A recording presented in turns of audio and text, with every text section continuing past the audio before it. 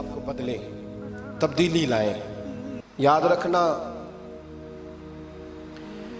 جن بچوں کے لیے آپ دعویٰ کرتے ہیں نا کہ ہم حرام کمائی کما رہے ہیں بچوں کے لیے، ان بچوں کی نا اپنی اپنی زندگی ہوتی ہے، ان پنچھیوں کے اپنے اپنے گھونسلے ہوتے ہیں، یہ بڑی جلدی اپنے اپنے گھونسلوں میں بیٹھ جاتے ہیں۔ میں نے بچے میٹنگیں کرتے دیکھے ہیں کہ ابا کس کے گھر رہے گا، میں نے آنکھوں سے دیکھے، میں نے میٹنگیں کرتے اور میں نے بچوں کو یہ کہتے سنا ہے کہ اماں جی چھوٹے کے گھر رہتی ہے، خرچہ میں دیتا ہوں۔ ایک شخص کی بات مجھے بڑی پسند آئی، بڑی، میں نے ان سے کہا کہ ماں باپ آپ کے ساتھ ہے، تو کہنے لگا حضور ایک بات کر لوں؟ میں نے کہا کرے، کہنے لگے نہیں میں ماں باپ کے ساتھ۔ بڑی پسند آئی، سادہ آدمی تھا پر کمال کر گیا، کہنے لگا وہ نہیں میرے ساتھ بلکہ بولیے میں ان کے ساتھ ہوں، میں ان کے گھر میں رہتا ہوں۔ کہتے نہیں لوگ کہ اماں میرے گھر رہتی ہے، اماں تیرے گھر یعنی تو کون ہے؟ ابا میرے گھر رہتے، مطلب آپ کون ہے جناب؟ اوپر سے گرے تھے آپ؟ ابا آپ کے گھر رہتا ہے؟ یاد رکھو ان بچوں کے اپنے اپنے گھونسلے انہوں نے تیاری کی ہوئی ہے۔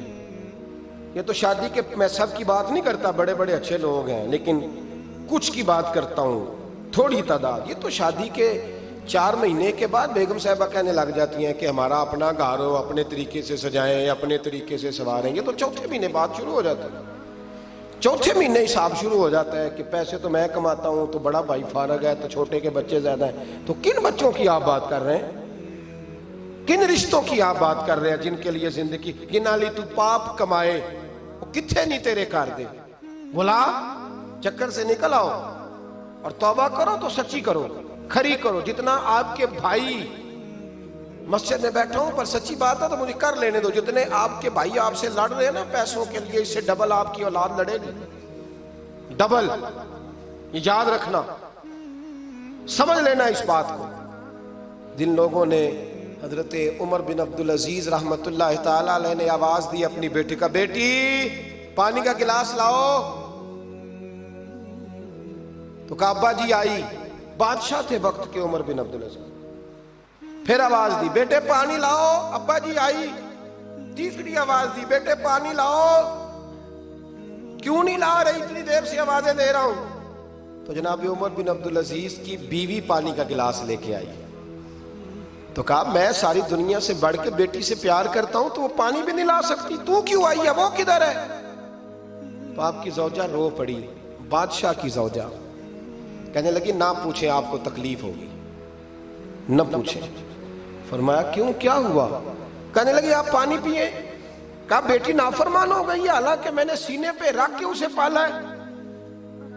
تو زوجہ کہنے لگی اصل میں نا بیٹی کے پاس کرتا ایک ہی ہے، تو بیچاری کا پھٹ گیا ہے، آپ نیا تو لے کے دیتے نہیں، تو وہ اگر پھٹے کرتے سے آپ کے سامنے آتی تو اسے شرم آ رہی تھی، تو وہ اندر بیٹھ کے کرتا سی رہی ہے، سل جائے گا تو آ جائے۔ جناب بیٹی کے پاس او بھائی بیڈ نہ ہو تو ابا ساری رات روتا رہتا ہے، فریزر نہ ہو تو ابا روتا رہتا ہے، اور کپڑے بھی پورے نہیں۔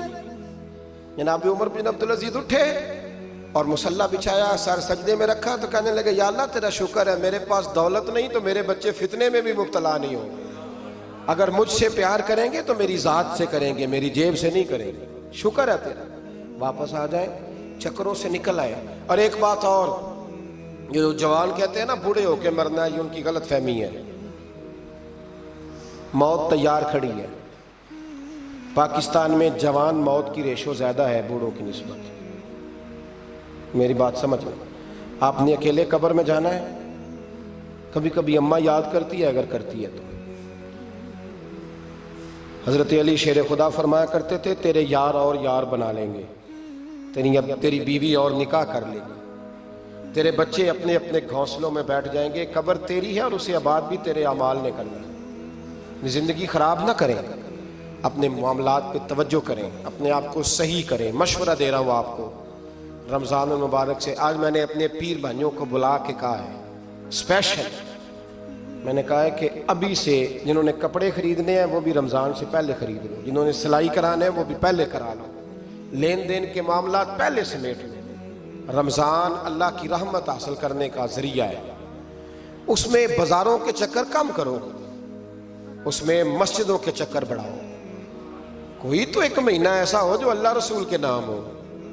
ابھی سے تیاری کریں، پہلے قبل از وقت ابھی سے تیاری کریں، قبل از وقت تیاری کریں، جد و جہد کریں، اور کچھ نہ کچھ دین کے لیے بھی کرنے کی کوشش کریں. آپ کی ذمہ داری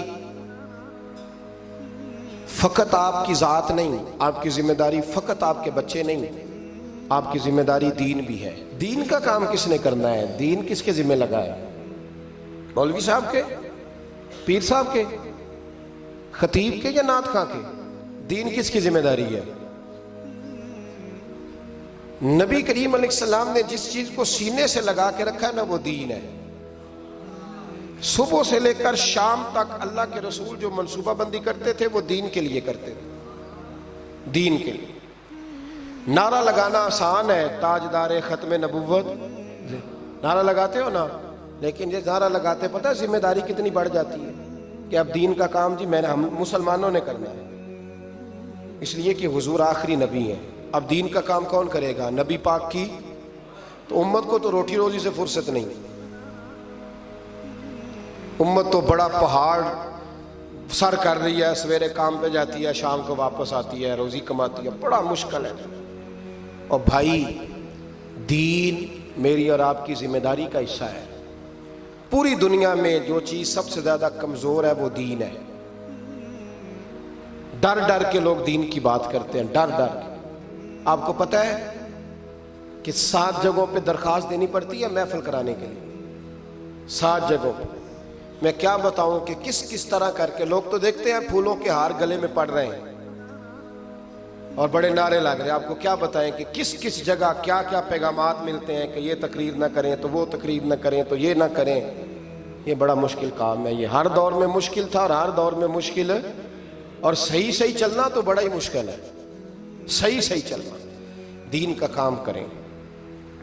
دین کا کام کرنے کا مطلب کیا ہے؟ دین کا کام کرنے کا مطلب یہ ہے کہ خود بھی نماز پڑھیں اور دوسروں کو بھی دعوت دیں، خود بھی سچ بولیں اور دوسروں کو بھی سچ بولنے کی دعوت دیں، خود بھی نماز پڑھیں، خود بھی قرآن شریف پڑھیں اور دوسروں کی بھی توجہ اس طرف کرائیں. نبی پاک علیہ السلام نے توجہ دلائی، امت کے ذمے لگایا کہ تم نے دین کا کام کرنا.